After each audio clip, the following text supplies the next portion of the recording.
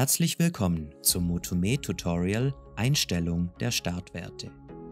Die wichtigsten Einstellungen für das freie Training mit dem Motomed erreichen Sie ganz einfach im Homescreen durch kurzes Gedrückthalten des aktiven Trainingsmodus.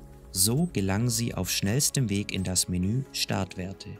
Für die Einstellung der Startwerte des aktuell inaktiven Trainingsmodus wählen Sie einfach den jeweiligen Button Arme oder Beine. Um Ihre Einstellungen dauerhaft zu übernehmen, wählen Sie den Button Speichern.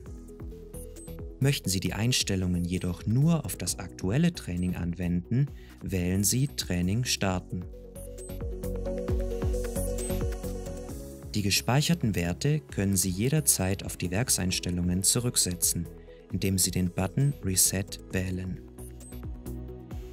Die Änderung der Startwerte kann aber auch klassisch im Homescreen über den Button Einstellungen erreicht werden.